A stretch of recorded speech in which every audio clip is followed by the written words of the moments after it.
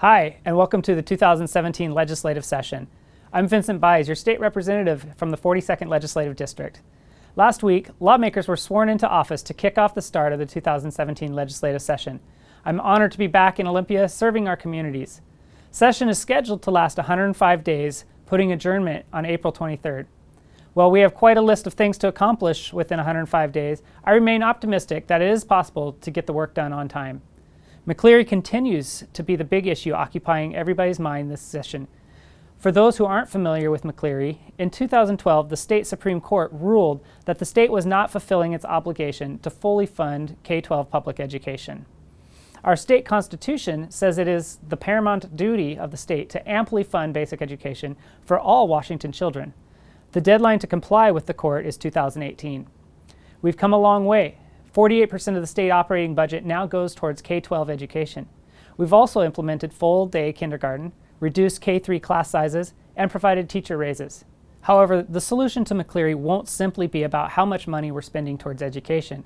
It also depends on what, if any, accountability measures and reforms are enacted, how and how much our teachers will be paid, and at what levels of school employees will be allowed to collectively bargain, and many more complex issues.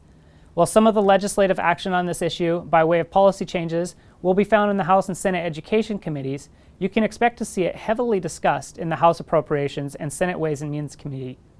I was glad to retain my post on the Appropriations Committee and will keep you updated on any McCleary progress made as session progresses. Living in Whatcom County, we've likely all heard about the Hearst decision, which placed the use of rural wells at risk. This, despite the county being in compliance with the Department of Ecology's rule that allows permit-exempt wells.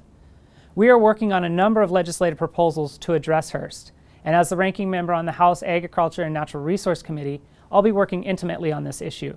I look forward to sharing details with you on any legislative fixes in the future updates. Blanketing all the issues the legislature addresses this year is the budget. With the start of the new year begins a new biennium, which means lawmakers will begin working on a new 2-year budget. The good news is we'll be entering this budget cycle with a 6.7% increase in available taxes compared to the last biennium. The bad news is it seems some still have an appetite to raise taxes unnecessarily. The governor's budget proposal would generate billions of dollars in new taxes, like a capital gains tax and carbon tax, that have been rejected by the legislature and you, the voters, in the past.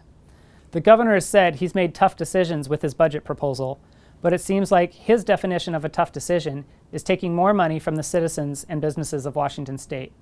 Instead, House Republicans' approach to tough decisions is to prioritize spending, and with McCleary still ahead of us, that should be our #1 priority. Thank you for watching this update. I hope you found it helpful and informative. If you have any questions about anything covered in this video, need help navigating state government, or want to share your ideas for making Washington an even better place to live, work, and raise a family, please don't hesitate to contact me using the information at the bottom of the screen. Again, thank you, and it's an honor serving you.